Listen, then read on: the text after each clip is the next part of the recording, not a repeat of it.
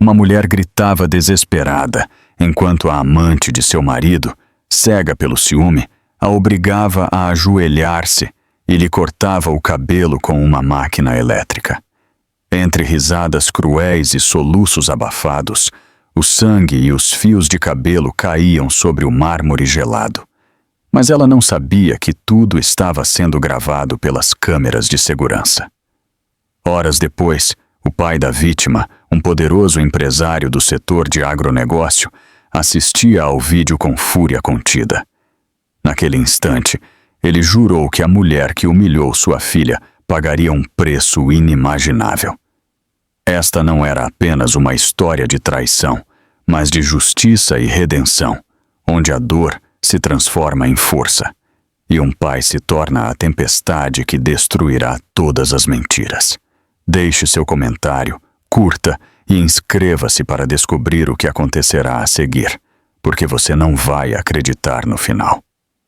O sol de São Paulo caía suave sobre os muros brancos do bairro dos Jardins, e a brisa amena da primavera entrava pelas janelas abertas do ateliê de Helena Vilar. Lá dentro, o cheiro de tinta recém-misturada e óleo se confundia com a luz dourada da manhã. No centro do ateliê, Helena, com um vestido de linho cor de marfim, segurava o pincel com a mesma delicadeza com que se guarda um segredo. Na tela, a figura de uma mulher rodeada de luz mal começava a tomar forma. Ela a chamara de luz interior. Aquele quadro era seu refúgio, sua maneira de manter a calma em meio ao silêncio cada vez mais pesado de seu casamento com Gabriel Freitas. Um homem poderoso, admirado, mas tão ausente que sua voz parecia ter se perdido entre os corredores das reuniões e dos contratos. Fora do ateliê, os ciprestes balançavam sob um céu limpo. Ao longe, o som de um carro de luxo quebrou a quietude. Helena não notou, concentrada em misturar um tom de ouro pálido. Mas o portão de ferro do jardim se abriu com um clique metálico e os passos de saltos altos ecoaram sobre o chão de mármore. A porta principal se entreabriu. O eco de algumas palavras breves com o mordomo se perdeu pelos corredores. E então ela apareceu. Lúcia Marinho. Alta, elegante, vestida com um tailleur vermelho carmesim que destacava sua pele bronzeada e seus lábios da mesma cor. Em suas mãos, um pequeno estojo de veludo vermelho que parecia conter uma joia. Lúcia cruzou o corredor lentamente, observando cada quadro pendurado nas paredes.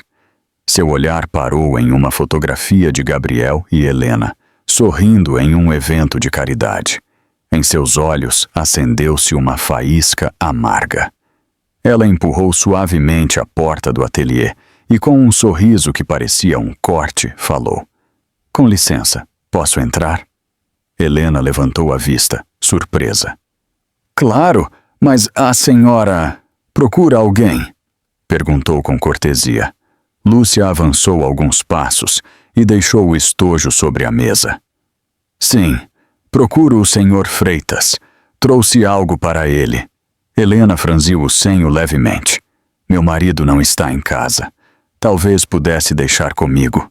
Lúcia sorriu com um gesto quase imperceptível, como quem prepara um golpe. "Então, você é Helena Vilar", disse, saboreando o nome.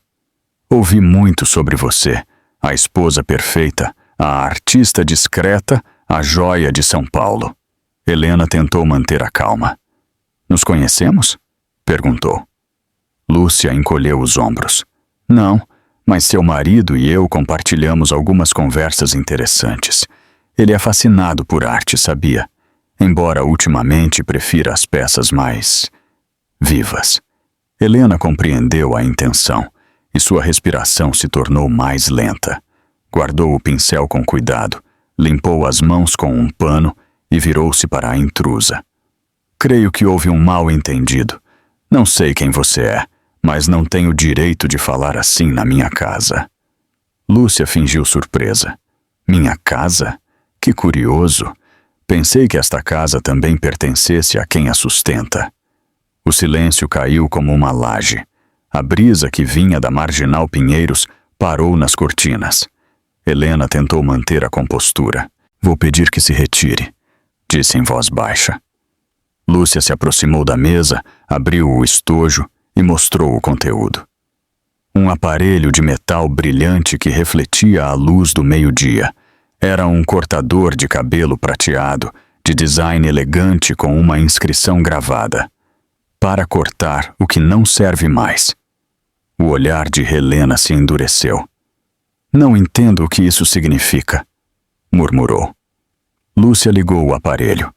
O zumbido frio encheu a sala. Significa que há coisas que precisam ser terminadas a tempo. Que às vezes é preciso cortar o que está morto para que algo novo floresça. Ela caminhou devagar ao redor do ateliê, observando os quadros, os pincéis, as cores. Sabe o que os homens ricos odeiam? Disse sem olhá-la. As esposas entediadas. As que pintam flores enquanto eles buscam fogo. Helena sentiu que o chão tremia sob seus pés. Seu coração batia rápido, mas sua voz saiu firme. Saia daqui agora mesmo, ou chamo a segurança. Lúcia desligou o cortador de cabelo e o colocou de volta no estojo. Calma, senhora Vilar. Não vim brigar. Só queria ver o lugar onde vive a mulher que não sabe manter o marido. Parou diante da pintura inacabada, observou-a por um instante e sorriu com desprezo. Bonita, mas falta alma, como ao seu casamento. Helena deu um passo à frente. Não permitirei que me insulte. Lúcia inclinou a cabeça, fingindo doçura. Não a insulto, a ilumino. Às vezes, a arte precisa de uma faísca de dor para se tornar real. Pegou o estojo, fechou-o com um clique suave e dirigiu-se à porta. Antes de sair, virou ligeiramente o rosto e murmurou. Diga ao senhor Freitas que usarei isso em breve. O som de seus saltos se perdeu pelo corredor. A porta do jardim se fechou com um golpe seco. O silêncio retornou, mas era um silêncio ferido. Helena permaneceu imóvel por alguns segundos, depois se aproximou da mesa e abriu novamente o estojo. O metal frio do cortador de cabelo brilhou sob a luz. Na borda, um fio de cabelo loiro, fino e curto, estava emaranhado entre as lâminas. Não era o dela. Suas mãos tremeram. Ela o deixou cair sobre a mesa e recuou até a janela. Lá fora, o sol continuava a brilhar sobre as flores de laranjeira, mas o ar cheirava diferente, a ferro e a traição. No reflexo do vidro, seu rosto parecia mais pálido do que nunca, e em seus olhos escuros formava-se a sombra de algo que ela ainda não sabia nomear. Medo. Helena respirou fundo e tentou voltar para a tela, mas o pincel já não se movia com suavidade. A pintura ficou mais escura, mais densa, e no centro da figura luminosa apareceu uma mancha carmesim que ela não se lembrava de ter pintado. Tentou apagá-la, mas cada pincelada a tornava mais visível, como uma ferida aberta. O ruído distante de um trovão ecoou sobre São Paulo, um presságio. Lá fora, as nuvens começavam a se juntar. Helena fechou as janelas, mas a sensação de ameaça já estava dentro. Caminhou até a mesa, tocou o estojo e o fechou com força. Em seu interior, o eco do motor do cortador de cabelo continuava zumbindo em sua mente. Olhou para a porta por onde Lúcia havia saído e pela primeira vez em muito tempo sentiu que a paz de sua casa era apenas uma ilusão. Ficou de pé no meio do ateliê, rodeada pelo cheiro de óleo e pelo silêncio. Em seu peito, algo se quebrou devagar, como um cristal sob pressão. Lá fora, o céu da capital paulista se cobria de cinza, e enquanto o vento começava a soprar, Helena soube, sem entender completamente por quê, que aquele dia havia mudado o rumo de sua vida. No final, ela se aproximou novamente do estojo. Abriu-o mais uma vez. O reflexo metálico devolveu sua própria imagem, fragmentada. Pegou entre os dedos o fio de cabelo loiro e o deixou cair sobre o chão de mármore. Ali, tão leve quanto poeira, o fio se enroscou sobre si mesmo. Helena o olhou por um longo tempo, imóvel, até que a brisa que entrava pela fresta da janela o arrastou suavemente para a sombra. A chuva caía sobre São Paulo como um véu cinzento e pesado, cobrindo o jardim de laranjeiras encharcado atrás da mansão dos jardins. Dentro, no ateliê, a luz amarela da luminária refletia-se sobre as telas semi-pintadas, sobre os tubos de óleo abertos, sobre as mãos trêmulas de Helena Vilar, que tentava dar a última pincelada em seu quadro, Luz Interior. Mas o pincel parou. Uma pontada de pressentimento atravessou seu peito como um espinho. A campainha tocou, breve e seca, e depois o silêncio, quebrado apenas pelo bater da chuva contra os vidros. Helena largou o pincel, limpou as mãos com um pano, deu alguns passos em direção à porta e ficou imóvel. A porta do ateliê havia-se entreaberto, sem que ninguém a tocasse. E no limiar apareceu Lúcia Marinho, com os olhos ardendo, o cabelo escuro grudado pela chuva, um vestido preto justo, e na mão a mesma caixa de veludo vermelho daquela manhã. Sua voz era baixa, mas afiada. Eu disse que usaria, e esta noite quero que ele ouça o som disso aqui nesta casa. Helena recuou meio passo, contendo o tremor. Saia da minha casa, agora mesmo. Lúcia deixou a caixa sobre uma mesa lateral, abriu a tampa, pegou o cortador de cabelo prateado como se fosse uma joia retorcida e o ligou. O zumbido metálico encheu o ar, impregnado de óleo e terebintina, como um inseto de aço zumbindo na escuridão. As farsas também têm seu fim, disse Lúcia lentamente, e esta noite o que se corta não é só o cabelo. Helena tentou alcançar o botão de alarme, mas Lúcia se interpôs. O perfume denso a envolveu. Ele me ama, não a você, gritou Lúcia. Ele me falou desse quadro, do título, Luz Interior. Mas como pode haver luz, se quem pinta não é mais que sombra? Helena apertou os punhos, buscando serenidade. Você está cruzando um limite, Lúcia. Saia antes que eu chame a polícia. Lúcia inclinou a cabeça, sorriu com os lábios tensos. Chame, assim poderão ver como você desmorona. O ruído do cortador de cabelo ficou mais agudo quando ela deu um passo à frente. Helena se esquivou. O ombro bateu no cavalete e a moldura balançou. Hipócrita, boneca de porcelana. Mulher vazia, sibilou Lúcia. Ajoelhe-se. Helena respondeu com voz firme. Não. Lúcia a segurou pelo pulso e, com um giro violento, a arrastou até o chão de mármore. Ajoelhe-se e olhe para mim. Olhe bem. Eu sou a mulher que ele realmente deseja. Helena tentou se levantar, mas o sapato molhado escorregou e ela caiu de joelhos. O golpe seco ecoou no silêncio. Basta, Lúcia. Pare, murmurou. Cale a boca. Não pronuncie meu nome como se fôssemos amigas. Grunhiu Lúcia, puxando seu cabelo, um punhado espesso, forçando sua cabeça para a frente. O zumbido do cortador de cabelo soou novamente, e a lâmina fria roçou a nuca. O primeiro fio caiu, serpenteando até o chão. Não, suplicou Helena, mas o ruído devorou tudo. Lúcia soltou uma gargalhada rouca. Que lindo! Parece uma chuva de lâminas. Helena apoiou a mão na moldura de uma tela para se impulsionar, mas o suor fez a madeira escorregar. Um corte rápido, agudo, abriu sua palma. O sangue brotou em um filete vermelho escuro. Corra, se puder, bufou Lúcia.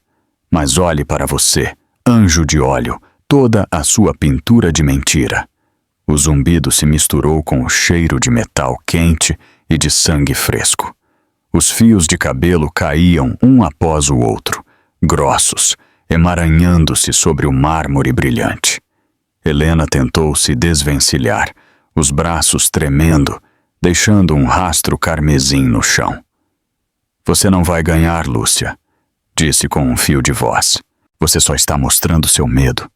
Meu único medo, gritou Lúcia, era não ver você assim antes. Voltou a passar a máquina por um lado, arrancando outro fio, que deslizou pelo pescoço úmido de Helena. Olhe para você. É assim que ele haverá de verdade, disse Lúcia, virando a cabeça de Helena para o espelho grande. No reflexo, o rosto de Helena se fragmentava. A ferida na mão, o sangue escorrendo pelo pulso, os olhos abertos, duros, sem lágrimas. Você está cometendo um crime, ofegou, e quando ele vir, não voltará a acreditar em você. Lúcia respondeu.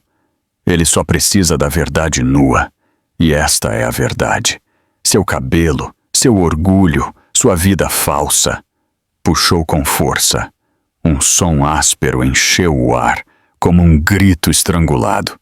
Helena empurrou uma mesa auxiliar com o cotovelo. A caixa vermelha caiu. O cortador de cabelo balançou. Lúcia perdeu o equilíbrio. Por um segundo, o ruído cessou. Helena se levantou de joelhos, o corpo trêmulo, a mão ensanguentada apertando a borda de uma tela, o peito subindo e descendo com dificuldade. Lúcia se inclinou, ofegante, os olhos injetados de raiva. Olhe, seu cabelo parece neve suja caindo no chão. Lindo!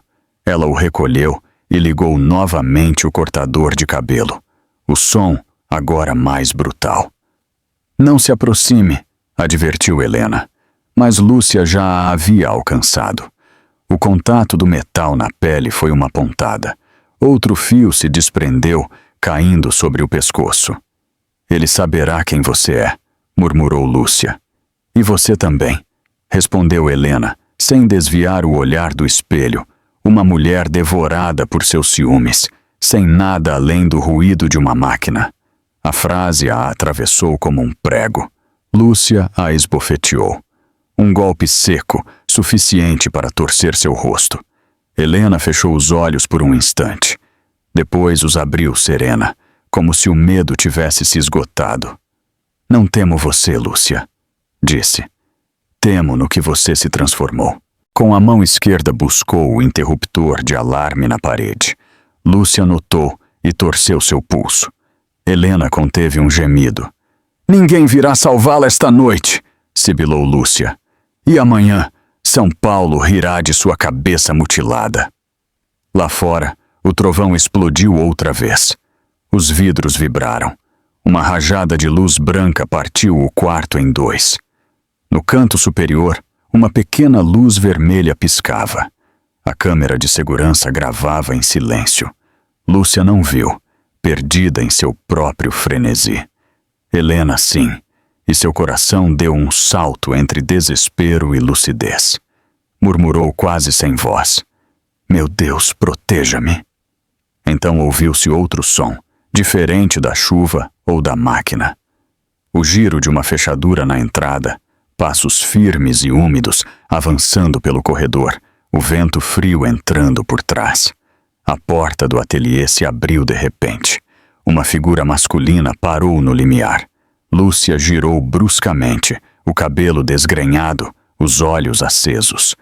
Um grito dilacerou o quarto. Diga a quem você ama. Helena não se virou. No espelho viu as três figuras superpostas. O homem, a mulher, o chão coberto de fios de cabelo e gotas de sangue. O cortador de cabelo continuava vibrando no ar. O silêncio que se seguiu foi tão espesso que podia ser cortado. Era um silêncio que pesava sobre os ossos. Helena soltou o último fio que tinha na mão. Seu corpo cedeu.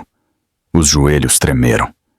Uma gota de sangue caiu de sua palma para o mármore e se espalhou rápido, unindo-se ao cabelo úmido como uma mancha de tinta quebrada. No canto, a luz vermelha da câmera continuou piscando, muda, fria, registrando cada respiração entrecortada, cada insulto, cada corte impossível de reverter. O olho mecânico do aparelho foi a única testemunha daquela cena, o único que se lembraria, sem tremer, da noite em que a beleza e a fúria se misturaram com o sangue no chão do ateliê. A noite havia ficado em silêncio depois do grito. Só a chuva continuava caindo, batendo nas janelas do ateliê com uma cadência lenta, quase monótona. No limiar, Gabriel Freitas permanecia imóvel, encharcado pela tempestade, com o casaco escuro grudado ao corpo. Seu olhar parou no chão, onde fios de cabelo preto se misturavam com gotas de sangue. O cheiro metálico se confundia com o da tinta, criando um ar espesso que pesava sobre o peito. Atrás dele, o eco da voz de Lúcia ainda vibrava no ar, aquela súplica retorcida. Diga a quem você ama. Helena continuava de joelhos, exausta, a respiração entrecortada, os olhos abertos sem realmente ver. As mãos manchadas de vermelho descansavam sobre o mármore.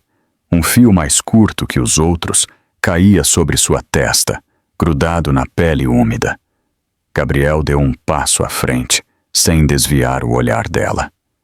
Lúcia o observava, ofegante, com o cortador de cabelo ainda ligado, o zumbido fraco como o último suspiro de um inseto. "O que você fez?"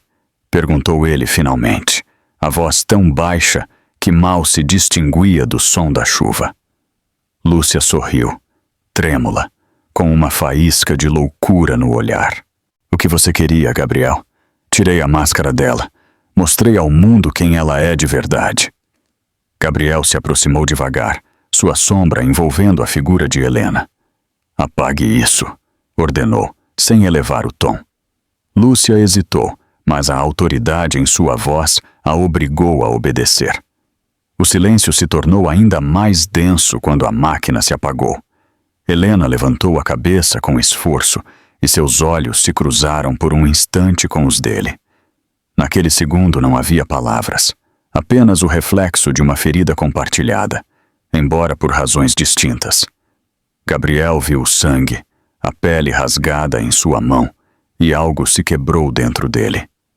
Ajoelhou-se ao lado dela, pegou seu pulso com suavidade e murmurou: "Não se mova, vou chamar um médico." Mas Helena retirou a mão, trêmula. "Não, não me toque, Gabriel." Lúcia deu um passo à frente, a voz mais alta. "Não a lamente. Ela mentiu para você o tempo todo. Finge fragilidade, mas o usa, assim como usa sua arte para manipular a todos." Gabriel se levantou lentamente, virando-se para ela. Em seu rosto já não havia surpresa, apenas uma calma que gelava. "Saia da minha casa", disse devagar. Lúcia riu com um tom quebrado. "Sua casa ou a dela? Nem você sabe a quem pertence este lugar. Tudo o que você toca apodrece, Gabriel, porque nunca ama ninguém além de si mesmo." Helena se levantou com dificuldade, apoiando-se na mesa. "Basta", Lúcia sussurrou. A voz era fraca, mas carregada de dignidade. "Você já me tirou o cabelo. Não precisa também arrancar minha alma." Lúcia virou-se para ela com os olhos acesos. "Você acha que isso terminou? Nem sequer começou. O mundo saberá que você não é a santa que aparenta."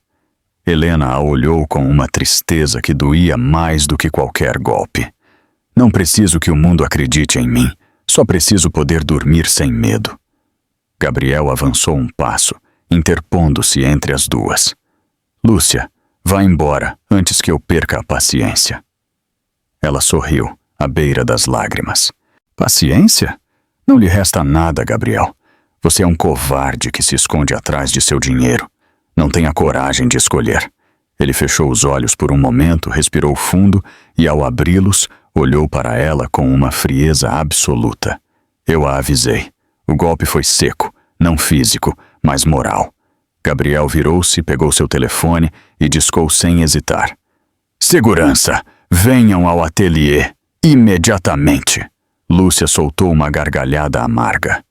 É assim que você terminará comigo?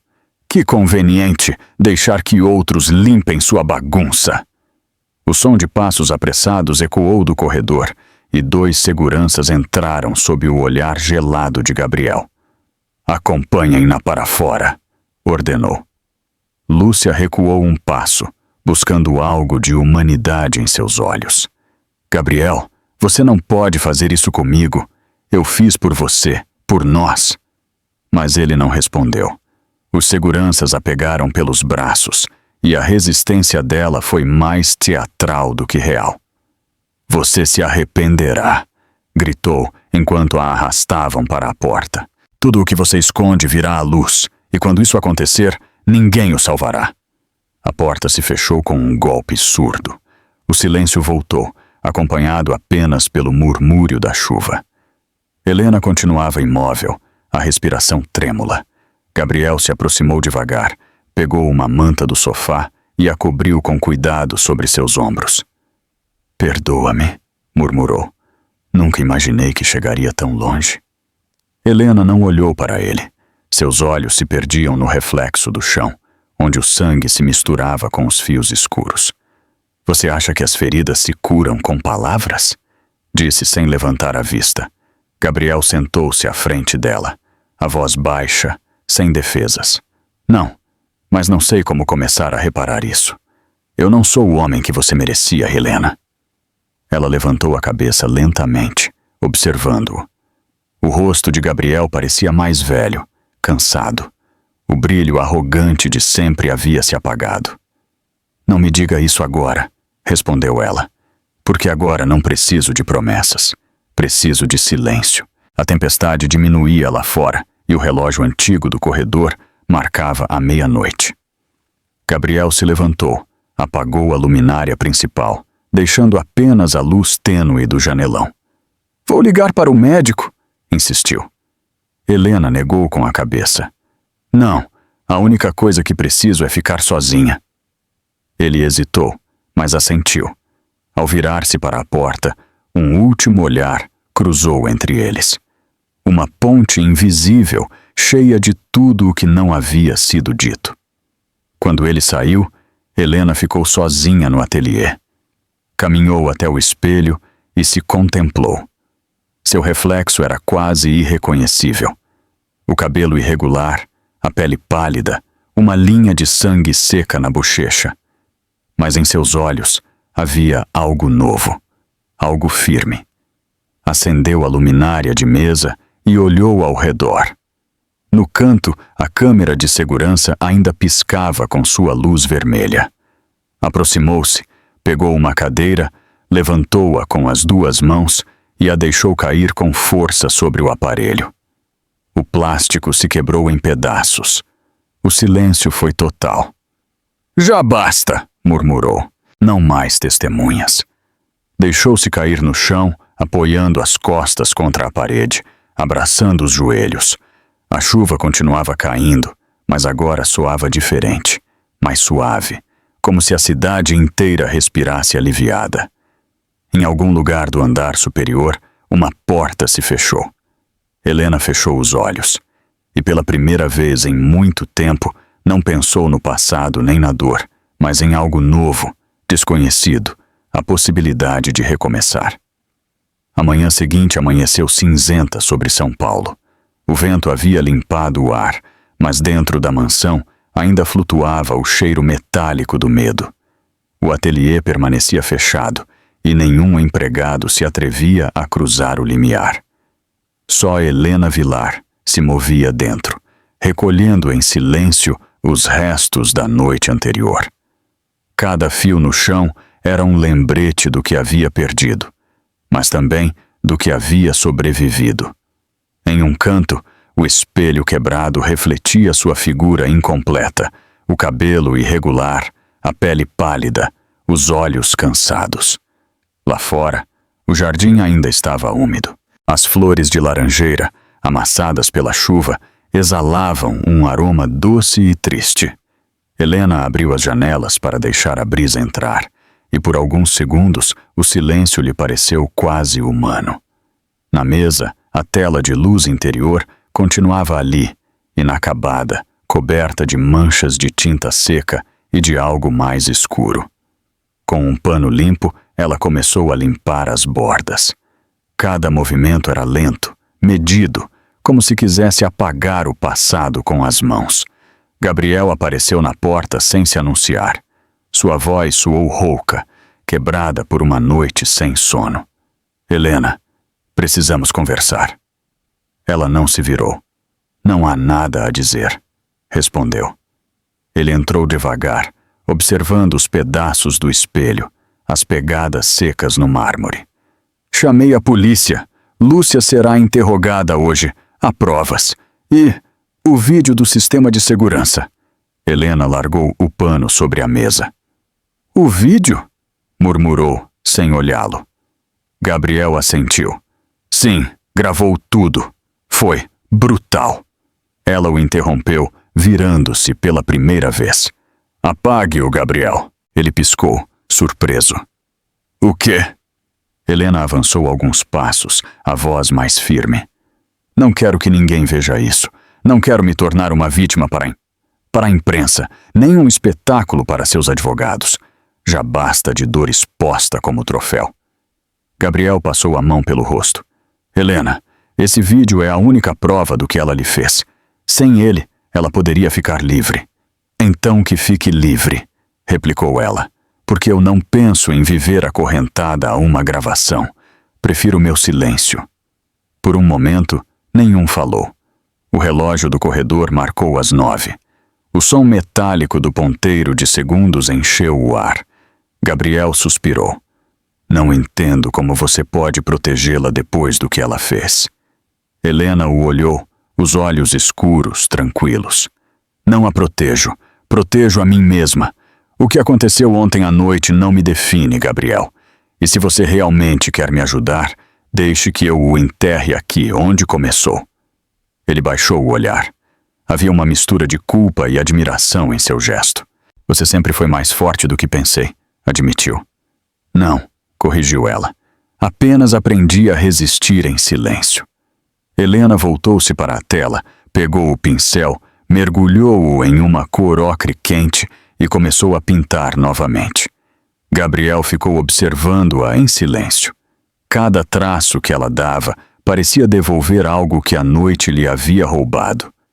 Depois de alguns minutos, ele se aproximou lentamente. Falei com o padre Marcelo, disse. Ele a receberia na casa paroquial se quisesse descansar um tempo. Ele sempre a teve em alta estima. Helena continuou pintando sem parar. Não preciso de refúgio, Gabriel. Preciso de propósito. E qual seria? Perguntou ele. Ela sorriu com tristeza. Terminar esta pintura. Quando a terminar, decidirei se fico ou se vou embora. Gabriel apoiou-se na mesa, as mãos trêmulas. Não quero perdê-la outra vez, murmurou. Você já me perdeu, só que ainda não entende, respondeu ela. Houve um silêncio denso. Do jardim, um raio de sol entrou pela janela, iluminando o cabelo irregular de Helena, que brilhou como cobre ao amanhecer. Gabriel deu um passo para trás, derrotado. Farei o que me pedir, disse finalmente. Apagarei o vídeo. Ninguém mais o verá. Helena baixou o pincel e o olhou fixamente. Obrigada. É a única coisa que lhe peço. Que me devolva o direito ao esquecimento. Ele assentiu e saiu sem acrescentar palavra. Quando a porta se fechou, Helena soltou o ar que vinha prendendo. Apoiou a testa sobre a mesa e deixou que as lágrimas, contidas a noite toda, finalmente caíssem. O dia avançou lento. Na cozinha, os empregados murmuravam, sem ousar pronunciar nomes. No centro de São Paulo, os rumores começavam a se mover como serpentes entre os cafés e as praças. Alguns falavam de um escândalo, outros de um casamento desfeito, mas Helena não escutava. Permanecia no ateliê, trancada entre suas cores, tentando dar forma a algo que ainda doía. À tarde, quando o sol começava a baixar, terminou de limpar o sangue seco do chão. No mesmo lugar onde havia caído, colocou uma pequena tigela de cristal com água e dentro uma flor branca de laranjeira. Olhou para ela por um longo tempo, para se lembrar de que até da dor pode nascer a beleza. Sussurrou. Naquela noite, antes de dormir, Helena caminhou até o jardim. A lua cheia banhava o pátio e o ar cheirava a terra úmida e flores novas. Fechou os olhos e respirou fundo. Pela primeira vez, não sentiu medo. Apenas um cansaço profundo e, por trás dele, uma calma desconhecida. Em algum lugar da cidade, Lúcia Marinho chorava em silêncio enquanto assinava sua declaração na delegacia. E Gabriel, sozinho em seu escritório, apagava o arquivo do sistema de segurança, observando como a tela se apagava lentamente, levando consigo a última testemunha daquela noite maldita. Helena, de seu quarto, abriu os olhos e olhou para a janela. O vento movia as cortinas suavemente. Em sua mente, uma única frase se repetia como uma prece: que o passado fique onde pertence. Depois apagou a luz. Lá fora, São Paulo dormia e, pela primeira vez, o silêncio não doía.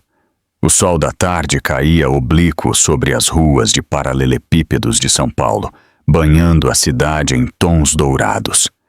Haviam-se passado 3 semanas desde aquela noite, mas na mansão dos Jardins, o ar ainda estava carregado de ecos invisíveis. Helena Vilar mal saía do ateliê. Passava as horas diante de sua tela, buscando nas cores uma forma de entender o que havia vivido. O cabelo, agora curto e irregular, havia se tornado um símbolo de algo novo, não de humilhação, mas de renascimento. Uma tarde, enquanto misturava os pigmentos, ouviu a campainha. A casa silenciosa pareceu prender a respiração. O mordomo apareceu no limiar. Dona Helena, há uma senhora que insiste em vê-la. Diz que vem da parte do padre Marcelo. Helena franziu o senho, limpou as mãos e assentiu. No vestíbulo a esperava Dona Mercedes Vieira, uma mulher mais velha de cabelo prateado e olhar firme, conhecida em São Paulo por sua discrição e bondade. Carregava nas mãos um pequeno terço e uma carta. Filha, disse com voz pausada, o padre Marcelo me pediu para lhe entregar isto. Diz que faria bem a você ler. Helena pegou a carta, reconheceu a caligrafia do sacerdote e a abriu devagar. As primeiras linhas diziam: o perdão não é esquecimento, mas libertação. Não para quem o recebe, mas para quem o concede. A mulher a observou em silêncio enquanto lia. Não vim só trazer a carta, continuou Dona Mercedes, mas para convidá-la à casa de retiro do convento de Nossa Senhora da Luz, em Ouro Preto. É um lugar tranquilo. Ali as mulheres que sofreram encontram silêncio, oração e, às vezes, sua própria voz. Helena a escutou, sem responder de imediato. Lá fora, os sinos da igreja próxima marcavam as 6. Não sei se posso ir, murmurou finalmente. Aqui tenho meus quadros, minhas lembranças e minhas feridas. Dona Mercedes sorriu com doçura. Justamente por isso, minha filha, a arte também precisa de ar para curar. Você não pode pintar enquanto sangra. Naquela noite, Helena permaneceu no ateliê mais tempo do que o costume. A luminária lançava uma luz quente sobre a tela de luz interior, que por fim começava a tomar forma. No centro do quadro, a figura feminina já não estava encurvada nem quebrada, mas erguida, olhando para um horizonte banhado por uma luz dourada. Enquanto dava as últimas pinceladas, Helena lembrou-se das palavras da carta. O perdão não é um presente, é uma decisão. Fechou os olhos e respirou. O ruído da cidade se desvaneceu. Só restou o murmúrio do vento nas árvores. Por um instante, sentiu paz, mas a tranquilidade foi quebrada com o som do telefone. Hesitou antes de atender. Era Gabriel. Sua voz soava mais cansada do que nunca. Helena, preciso vê-la. É importante. Ela silenciou por alguns segundos antes de responder. O que poderia ser tão importante agora? Lúcia tentou se ferir, disse ele, com tom grave. Helena apertou o telefone com força. Está viva? Sim, está no hospital sírio-libanês. Quer vê-la? Helena fechou os olhos, um peso antigo caindo novamente sobre seu peito. Não creio que seja uma boa ideia, respondeu após um momento. Não quero voltar a esse passado. É ela quem pede, Helena. Não sei o que a levou a isso, mas pronunciou seu nome repetidas vezes. Helena deixou o fone sobre a mesa e apoiou a testa na mão. A imagem de Lúcia com o cortador de cabelo voltou à sua mente, junto com o som do choro e da máquina. Ainda assim, uma voz interior, talvez a de seu pai, talvez a do próprio padre Marcelo, lhe sussurrou. O perdão não se concede por merecimento, mas para libertar-se. Na manhã seguinte, sem dizer nada a ninguém, Helena pegou um táxi para o hospital. São Paulo despertava entre o aroma de café e os primeiros raios de sol. No quarto branco, o silêncio era quase religioso. Lúcia estava deitada na cama, o rosto pálido, os lábios secos. Quando a viu entrar, seus olhos se encheram de lágrimas. Pensei que não viria, disse com voz fraca. Helena ficou de pé por alguns segundos, sem saber o que fazer. Finalmente se aproximou da janela, olhando para o pátio do hospital. Não sabia que ainda queria me ver, respondeu. Lúcia tentou sorrir. Não sei se quero, mas precisava. Silenciou por alguns segundos, respirando com dificuldade. Eu destruí minha vida, Helena. Pensei que fazia por amor, mas foi só por medo. Medo de não ser vista, de não valer nada sem ele. Helena a observou em silêncio, com o coração apertado. O medo pode nos transformar em monstros, disse por fim, mas também pode nos ensinar quem somos quando ele se vai. Lúcia virou a cabeça para ela. Você me odeia? Helena negou devagar. Não, tive medo de você, tive pena, mas agora só lhe desejo paz. A outra mulher fechou os olhos. Uma lágrima correu por sua bochecha. Gabriel, murmurou. Diga a ele que sinto muito. Helena baixou o olhar. Se eu disser, não valerá de nada. Diga você mesma quando puder. Saiu do quarto sem olhar para trás. No corredor parou por um instante, apoiando uma mão na parede. O ar cheirava a desinfetante e a renascimento. Pela primeira vez não sentiu raiva, apenas compaixão. Naquela tarde regressou à mansão. Gabriel a esperava no jardim, sentado sob a velha laranjeira. Você foi? Disse ele, sem necessidade de perguntar. Helena assentiu. Sim, e a perdoei. Gabriel a olhou como se não compreendesse. Por quê? Helena levantou a vista para o céu, onde as nuvens se abriam lentamente. Porque se eu não a perdoo, continuo ligada a ela, e eu quero viver. Gabriel baixou a cabeça. O vento moveu suavemente as folhas da laranjeira, e por um momento ambos ficaram em silêncio. Depois ele sussurrou. Talvez você também deva me perdoar. Helena sorriu com tristeza. Isso levará mais tempo. Ao cair da noite em seu ateliê, Helena colocou o último traço no quadro. A figura central, banhada em luz, segurava nas mãos uma flor branca. Era o símbolo da laranjeira, da pureza, do começo. Ao assinar seu nome no canto inferior, compreendeu que luz interior já não era apenas um quadro. Era sua história, sua ferida e também sua redenção. Fechou os olhos por um momento e murmurou. Agora sim, posso começar de novo. Lá fora, São Paulo se cobria de estrelas e pela primeira vez em muito tempo, o silêncio dentro da casa era um silêncio cheio de vida. O amanhecer sobre São Paulo chegou suave, com um resplendor dourado que acariciava os terraços e os pátios ainda úmidos do orvalho. Na mansão dos Jardins, o som dos passos dos empregados se misturava com o canto dos pássaros, mas no ateliê de arte tudo permanecia em silêncio. Helena Vilar estava de pé, em frente ao seu quadro terminado, Luz Interior, observando-o como se visse sua própria alma refletida. Havia trabalhado durante semanas, e agora cada traço parecia conter um fragmento de sua história. Sentou-se junto à janela aberta. Lá fora, o cheiro de laranjeira enchia o ar, e o murmúrio da cidade acordando lhe recordou que a vida continuava. Pegou seu caderno e começou a escrever. O perdão não apaga o passado, mas impede que o passado governe o presente. Fechou o caderno, respirou fundo e permitiu-se um sorriso. Pela primeira vez em muito tempo, o peso em seu peito parecia ter desaparecido. Nesse mesmo dia, recebeu uma ligação do padre Marcelo. Sua voz calorosa soou do outro lado do telefone. "Filha, eu vi sua pintura." Gabriel me mostrou. "É uma oração feita a cor." Helena sorriu emocionada. "Padre, eu só quis pintar o que precisava entender."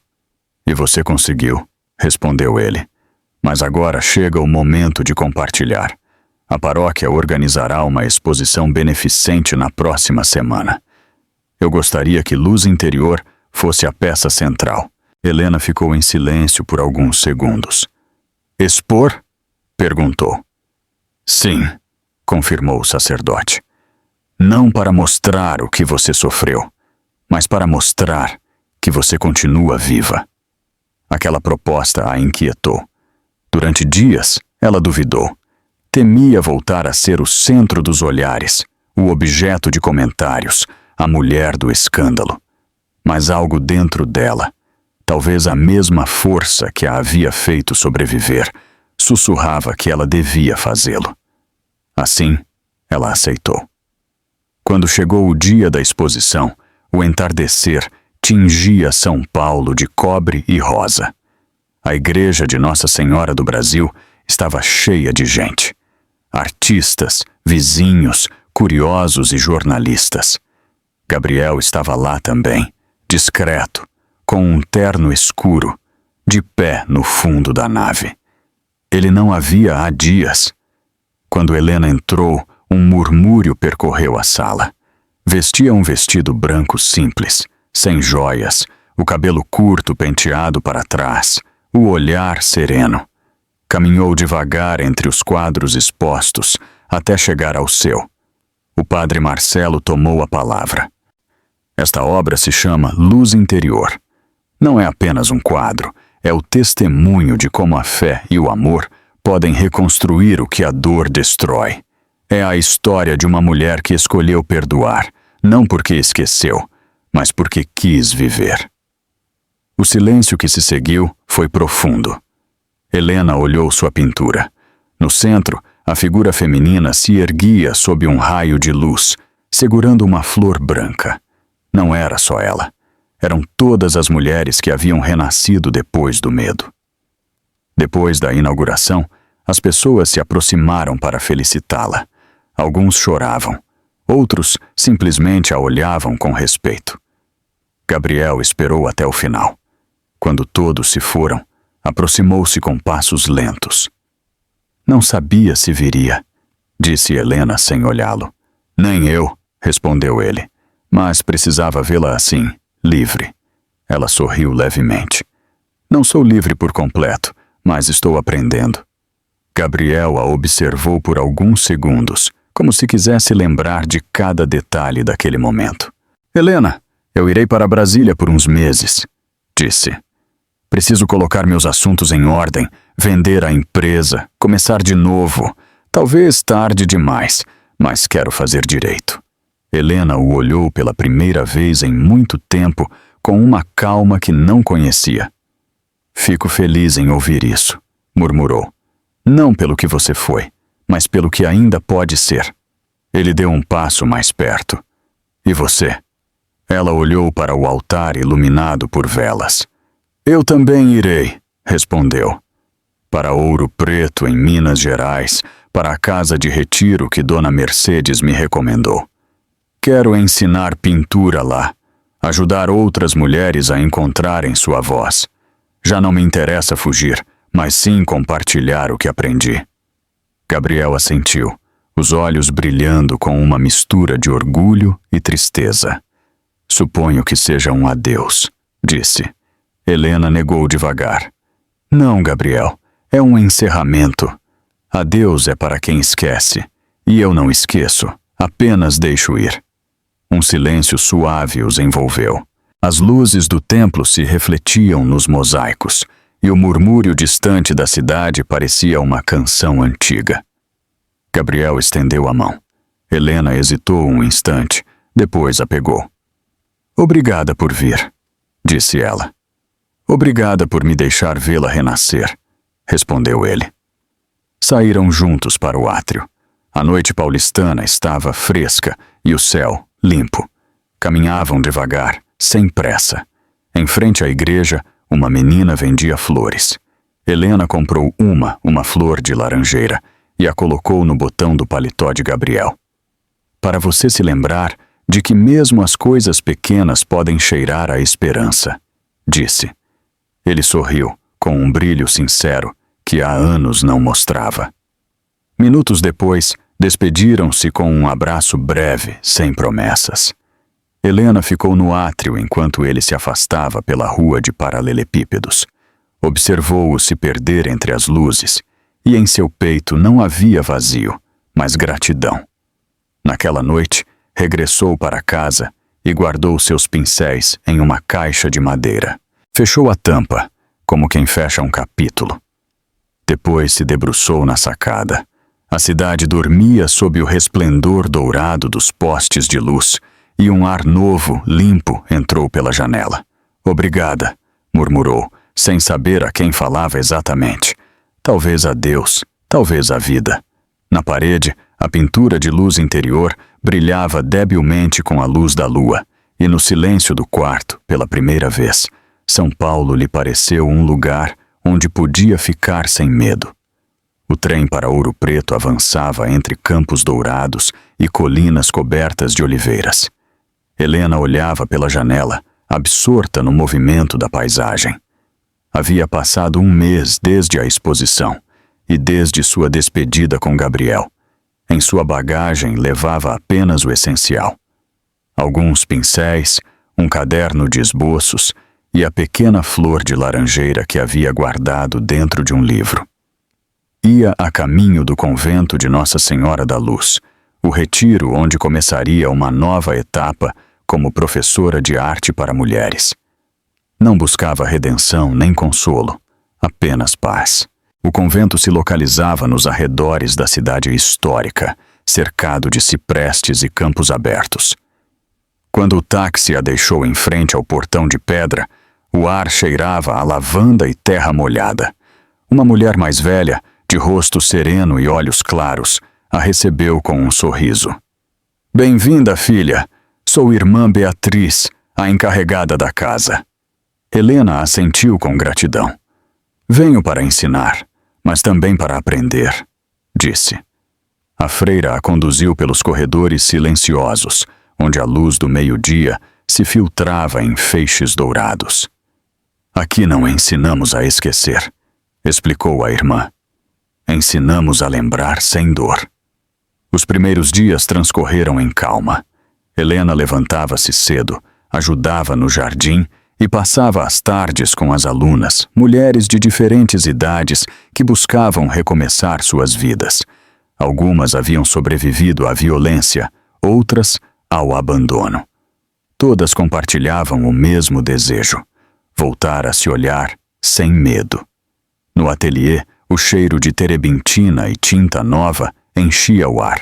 Helena as guiava com paciência, mostrando como um traço podia liberar uma emoção, como uma cor podia curar uma ferida. Uma tarde, enquanto limpava os pincéis, uma jovem de uns 20 anos se aproximou dela. Senhora Helena, disse com timidez, a senhora também pinta para não chorar? Helena a olhou com ternura. Pinto para entender por que chorei. A moça assentiu, compreendendo sem necessidade de mais palavras. Esse foi o momento em que Helena entendeu que sua missão não era ensinar técnica, mas esperança. As semanas se transformaram em meses. A rotina tranquila do convento a envolvia como um manto. A cada dia, o som dos sinos marcava as horas de oração, e o céu mudava do azul intenso ao rosa do entardecer. Helena começou a escrever em seu caderno pensamentos breves. O silêncio não é ausência, é espaço para escutar a alma. A fé nem sempre chega pela igreja, às vezes chega pela arte. Em um domingo pela manhã, enquanto passeava pela horta, ouviu a voz da irmã Beatriz chamando-a de longe. Helena, você tem visita. Surpresa, regressou ao pátio principal. Ali, apoiado no arco de pedra, estava Gabriel Freitas. Vestia-se de forma simples, sem a arrogância de outrora. Em sua mão carregava um envelope e um buquê de flores silvestres. Helena sentiu uma mistura de assombro e serenidade. Não esperava vê-lo aqui, disse. Nem eu esperava vir, respondeu ele, sorrindo com melancolia. Caminharam juntos pelo claustro, em silêncio, até se sentarem em um banco de pedra sob uma parreira. Gabriel lhe estendeu o envelope. É o documento da venda da minha empresa, explicou. Eu doei parte do dinheiro para a fundação do padre Marcelo. Disse que poderia servir para manter este lugar. Helena o olhou com uma mistura de surpresa e respeito. Então, você finalmente soltou o que o prendia, disse. Sim, respondeu ele, e fiz isso graças a você. Houve uma pausa longa. O canto dos pássaros encheu o ar. Não vim lhe pedir nada, continuou Gabriel. Só queria agradecer. Quando eu saí de São Paulo, pensei que o silêncio era castigo, mas com o tempo entendi que era a única linguagem que ainda podia me ensinar algo. Helena sorriu suavemente. O silêncio também me salvou. Caminharam pelos jardins. O sol se filtrava entre as folhas, desenhando sombras sobre seus rostos. Você ficará aqui por muito tempo? Perguntou ele. Não sei, respondeu ela. O tempo aqui é medido de forma diferente. Ninguém chega para ficar. Todos chegam para encontrar o caminho de volta para si mesmos. Gabriel baixou a vista. Eu ainda estou buscando. Helena o olhou com doçura. Talvez você já tenha encontrado. Buscar também é uma forma de chegar. Antes de ir, Gabriel tirou do bolso a flor de laranjeira que ela havia lhe dado naquela noite na igreja. Estava seca, mas ainda conservava sua forma. Eu aguardei todo este tempo, disse. Helena a pegou entre os dedos, comovida. A laranjeira morre cedo, mas seu aroma nunca desaparece, sussurrou. Gabriel inclinou a cabeça, murmurando. Como as lembranças. Despediram-se sem promessas. Ele subiu no carro e se afastou pelo caminho de terra. Helena o observou se perder entre os ciprestes, sem tristeza, apenas com uma gratidão silenciosa. Depois, regressou ao ateliê, onde as alunas a esperavam. No cavalete, ela começou uma nova tela. No centro pintou um caminho que se estendia para um horizonte luminoso, ladeado de flores brancas. Não havia figuras humanas, apenas luz. Naquela noite, enquanto o convento dormia, Helena ficou acordada junto à janela. A lua cheia iluminava os campos, e no silêncio profundo ela escutou sua própria respiração misturada com a do mundo. Pela primeira vez compreendeu que a redenção não era um lugar ao qual se chega, mas um modo de viver. Pegou seu caderno e escreveu. O perdão me devolveu a voz, e com a voz, a cor. Agora pinto não para esquecer, mas para lembrar sem dor.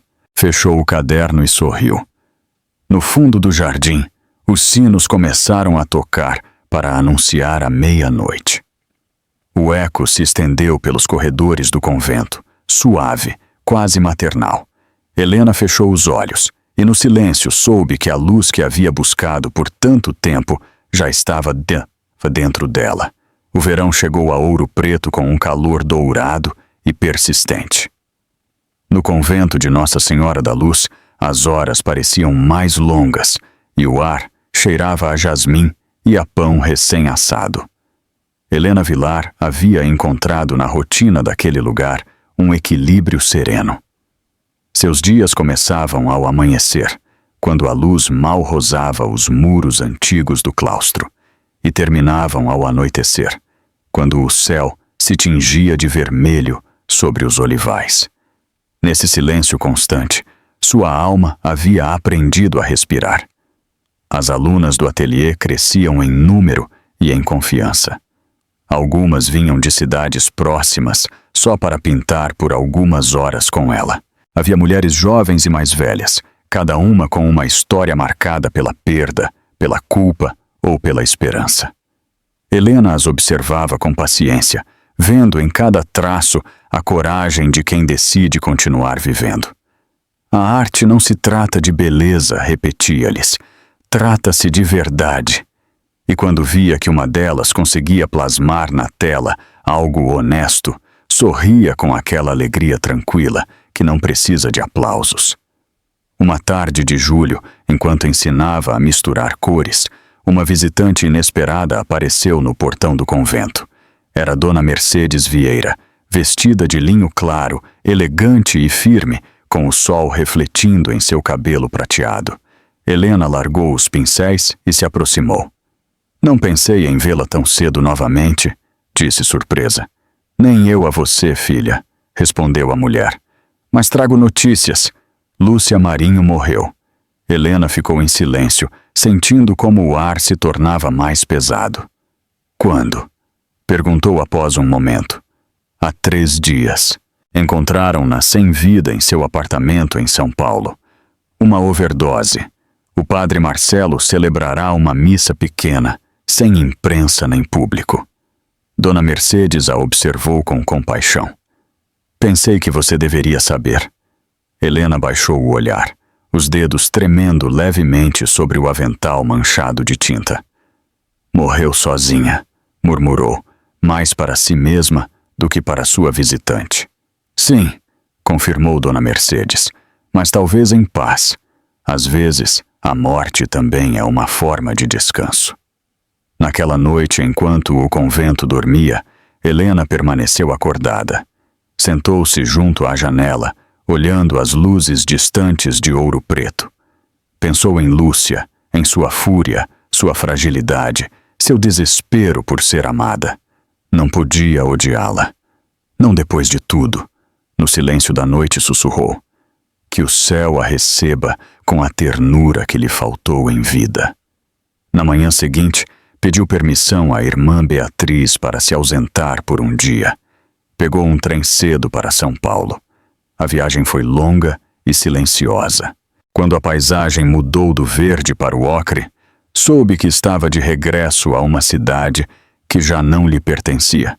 Na igreja de Nossa Senhora do Brasil, o ar era fresco e cheirava a incenso. O padre Marcelo a recebeu com um sorriso cansado. Sabia que viria, disse-lhe. Não por ela, mas por você. Helena assentiu.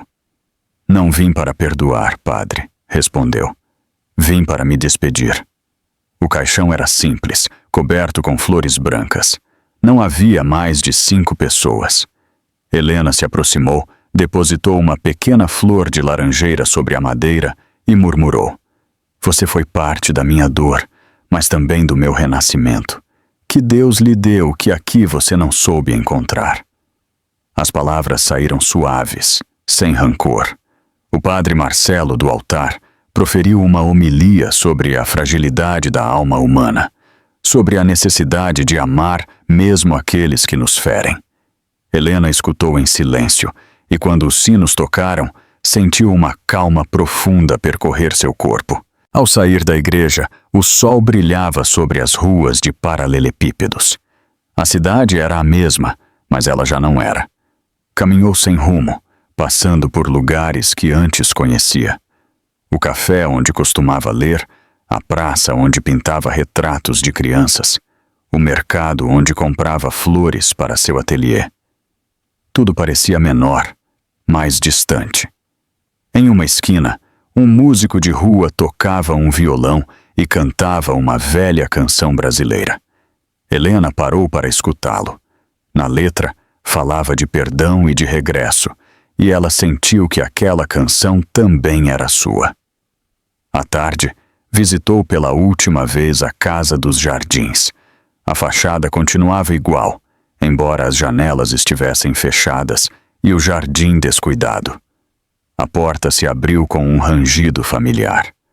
Dentro, o ar cheirava a poeira e a lembranças. Caminhou pelos corredores em silêncio até chegar ao ateliê.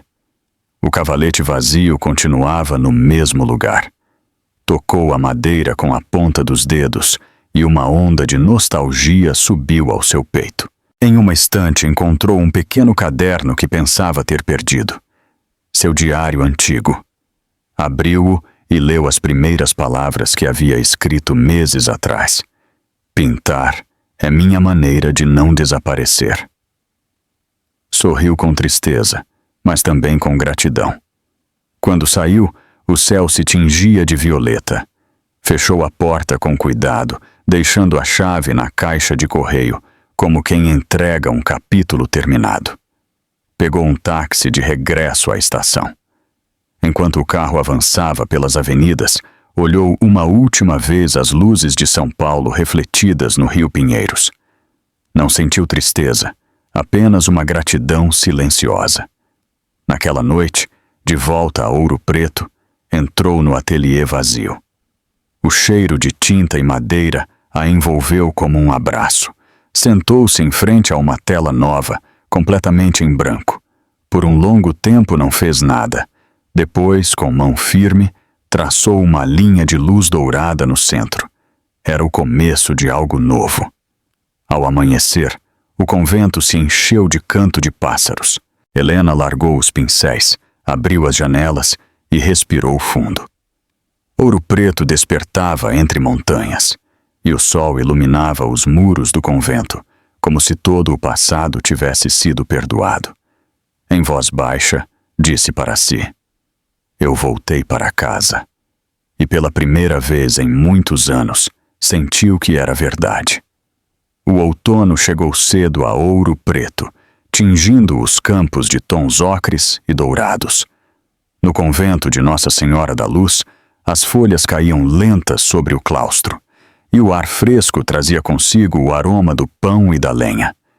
Helena Vilar caminhava a cada manhã pelo caminho do jardim, observando como o tempo deixava sua marca em cada canto. Haviam-se passado 6 meses desde seu regresso de São Paulo, e sua vida havia adquirido um ritmo novo, sereno, cheio de propósito. O passado, embora ainda doesse, havia deixado de ser uma ferida aberta. Agora era apenas uma cicatriz que não negava sua história, mas também não a definia. As aulas de pintura continuavam crescendo. A cada semana chegavam mulheres novas, atraídas pela paz do lugar e pelas palavras que corriam de boca em boca. Que ali se aprendia a pintar, mas, sobretudo, a curar. Helena havia se tornado, sem buscar, uma guia. Ensinava com paciência e ternura, compartilhando não só técnicas, mas também sua própria experiência. A beleza não está na cor, dizia enquanto traçava uma linha suave sobre a tela, mas na verdade que se atreve a mostrar-se. As alunas a escutavam em silêncio, como se cada palavra abrisse uma janela para algo maior que elas mesmas. Um dia, enquanto penduravam as obras terminadas para a exposição do convento, uma das jovens lhe perguntou: por que a senhora nunca pinta retratos de homens, senhora Helena? Ela sorriu com um brilho tranquilo nos olhos. Porque por muito tempo pintei para ser olhada. agora pinto para olhar.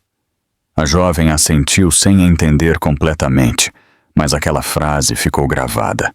Naquela tarde, enquanto organizava os cavaletes, a irmã Beatriz se aproximou dela com uma carta na mão. "É para você", disse com um sorriso discreto. Helena limpou as mãos no avental e pegou o envelope. Ao reconhecer a caligrafia, seu coração acelerou levemente. Era de Gabriel Freitas.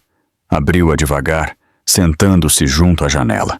A carta era breve, escrita com uma honestidade que não havia existido antes entre eles. Dizia: "Helena, eu encontrei trabalho em uma galeria de arte em Brasília. A cada dia aprendo algo novo sobre a humildade, sobre o silêncio que tanto desprezei. Eu vi seu nome em um artigo sobre o convento de Nossa Senhora da Luz e me senti orgulhoso, não pelo que você foi, mas pelo que você é. Se algum dia voltar a São Paulo, encontrará a casa aberta, não para que regresse, mas para que saiba que já não há sombras esperando por você. Obrigado por me ensinar a olhar a vida sem medo." Helena sorriu, e uma lágrima, desta vez serena, escorreu por sua bochecha. Dobrou a carta com cuidado e a guardou em seu caderno, junto a seus pensamentos mais íntimos. "Obrigada, Gabriel", murmurou, por aprender a soltar. Nos dias seguintes, o convento se encheu de movimento por causa da exposição anual. O padre Marcelo veio de São Paulo para inaugurar o evento. Ao vê-la, seu rosto se iluminou. "Filha", disse, "Deus escreve certo por linhas tortas, e você é a prova." Helena inclinou a cabeça com humildade. "Não sei se foi Deus, padre. Talvez tenha sido a arte quem me salvou." O sacerdote riu suavemente. "Às vezes é a mesma coisa." A exposição foi celebrada no pátio principal, sob as colunas cobertas de buganvílias. As obras das alunas enchiam o espaço de cor e emoção. Paisagens, retratos, mares tranquilos, céus abertos. No centro, sobre um cavalete coberto com um pano branco, estava o novo quadro de Helena. Quando o padre Marcelo retirou o pano, o público prendeu a respiração. A pintura mostrava um caminho de terra ladeado de flores brancas que conduzia a um horizonte banhado de luz dourada. Em uma extremidade do quadro, uma figura feminina caminhava de costas, leve, com o cabelo curto e o vestido movido pelo vento. Não se via seu rosto, mas tudo nela transmitia liberdade. No canto inferior, uma assinatura discreta. E. Vilar. Os aplausos encheram o pátio. Helena manteve-se em silêncio, com as mãos entrelaçadas. Não precisava dizer nada. Sua pintura falava por ela, por todas as que alguma vez haviam caído e se levantaram. Naquela noite, depois do evento, ela ficou sozinha no ateliê. As luzes se refletiam nos pincéis e o ar ainda cheirava a terebintina.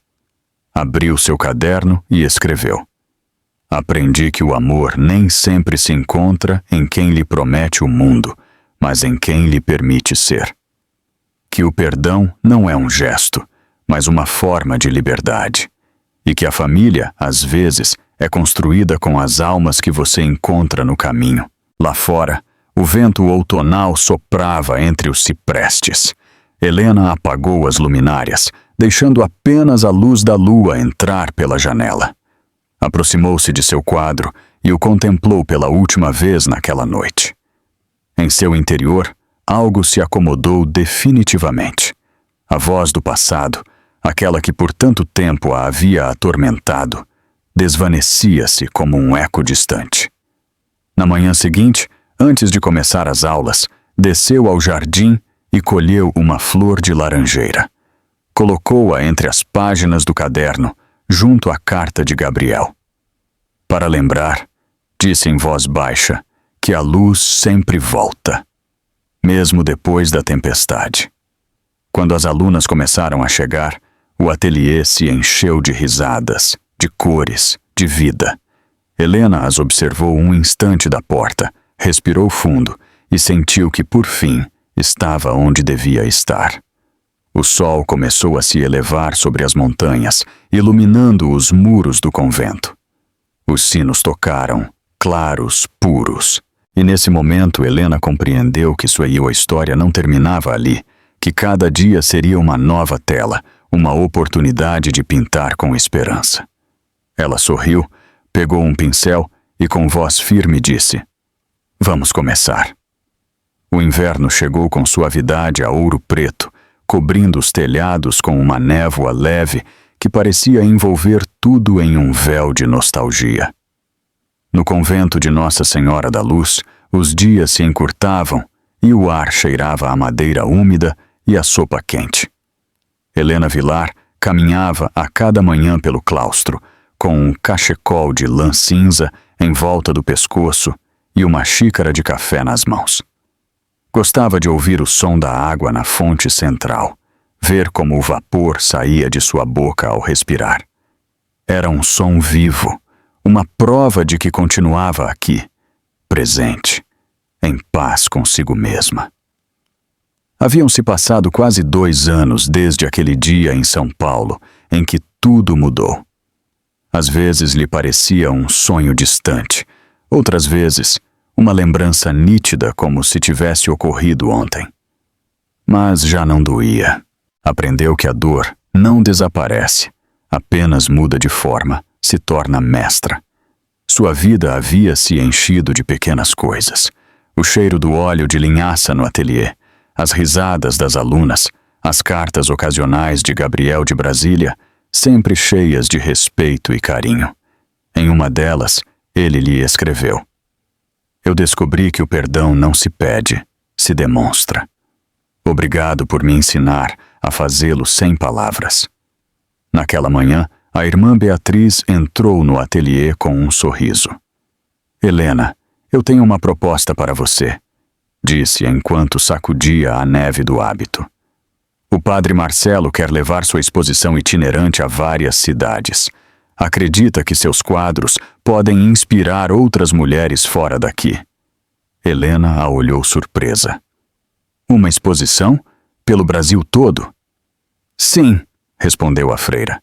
"Não por fama nem dinheiro, mas por propósito. Você leva luz onde houve escuridão, e isso também é uma forma de servir. Aceita?" Por dias, Helena pensou, não por vaidade, mas por temor. Havia encontrado seu refúgio no convento, e a ideia de sair para o mundo novamente lhe despertava dúvidas. Mas uma tarde, enquanto observava suas alunas pintar, compreendeu que já não era a mesma mulher que chegou ao convento buscando consolo. Era alguém que podia oferecê-lo. Assim, ela aceitou. Os meses seguintes foram intensos. Suas obras viajaram por Belo Horizonte, São Paulo, Brasília e, finalmente, Curitiba. Em cada cidade, as salas se enchiam de gente emocionada que encontrava em seus quadros uma verdade própria. Mulheres que choravam em frente às cores quentes de suas paisagens. Homens que perguntavam como era possível pintar o perdão. Em cada exposição, Helena mantinha-se discreta, vestida de tons suaves, observando de um canto. Não precisava falar. Sua arte falava por ela. Uma tarde em Brasília, depois da inauguração em uma galeria do plano piloto, Gabriel se aproximou dela. Havia passado tempo desde sua última carta, mas seu olhar continuava o mesmo, profundo e sincero. "Sabia que viria", disse ela sorrindo. "Não podia perder isso", respondeu ele. Caminharam juntos entre os quadros, em silêncio. Ao pararem em frente a um, Gabriel perguntou: "Como se chama este?" Helena o olhou com serenidade. "Chama-se Renascimento." Na tela, uma mulher emergia da água, rodeada de luz dourada. Gabriel assentiu, emocionado. "Então você conseguiu?" Ela sorriu, suave. "Não. Apenas aprendi a viver sem medo." Saíram para a rua. Brasília estava coberta de luzes natalinas e as pessoas caminhavam agasalhadas, rindo, com sacolas de presentes. O ar cheirava a castanhas assadas. Gabriel a olhou e disse: "Você ficará muito tempo na cidade?" Helena negou devagar. "Só alguns dias. Depois voltarei para Ouro Preto. Lá está minha casa, minhas alunas, minha paz." "Então posso acompanhá-la até a rodoviária", disse ele. Ela sorriu. Sempre tão cavalheiro. Naquela noite, Helena voltou para seu hotel. No escritório, junto à janela, abriu seu caderno e escreveu: "O amor nem sempre significa ficar.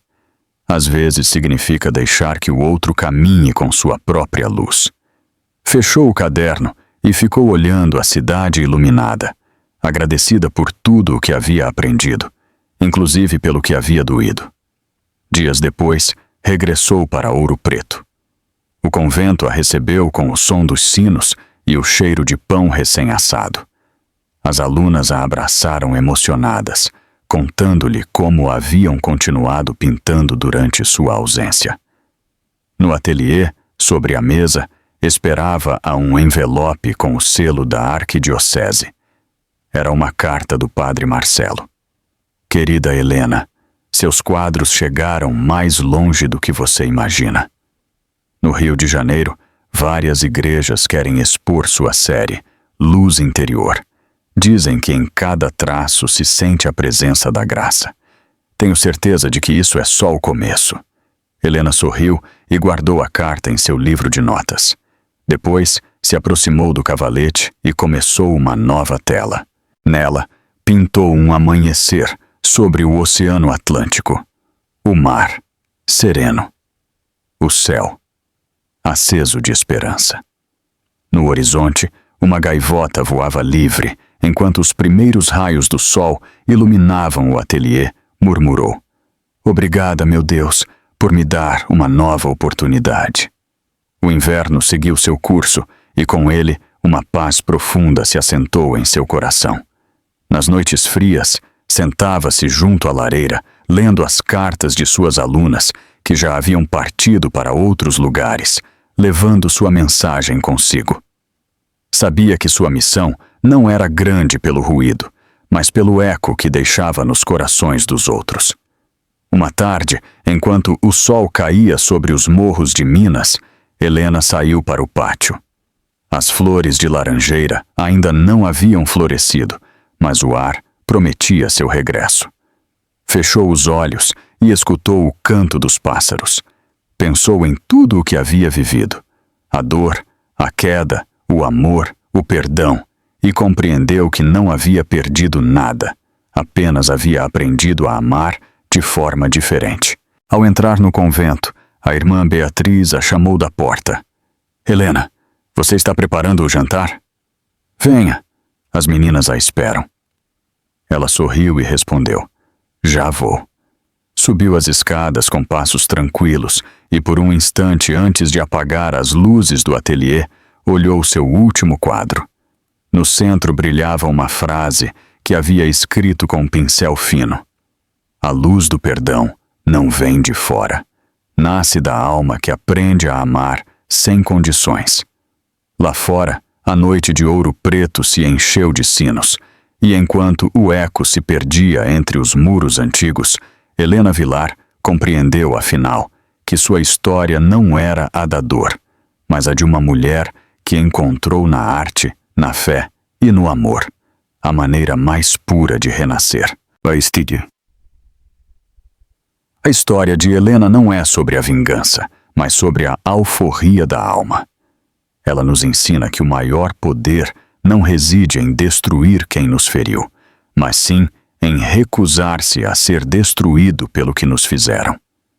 Ao apagar o vídeo da agressão e perdoar Lúcia, Helena não protege sua agressora, mas sim a si mesma, escolhendo o silêncio e o esquecimento como atos de soberania pessoal, em vez de se tornar a vítima eterna em um espetáculo midiático. Sua verdadeira luz interior emerge quando ela transforma a humilhação em arte e propósito, provando que a liberdade absoluta só é alcançada quando se usa o passado não como uma âncora de dor, mas como combustível para um novo caminho. A coragem de deixar ir é, no fim das contas, a mais alta forma de amor próprio e redenção.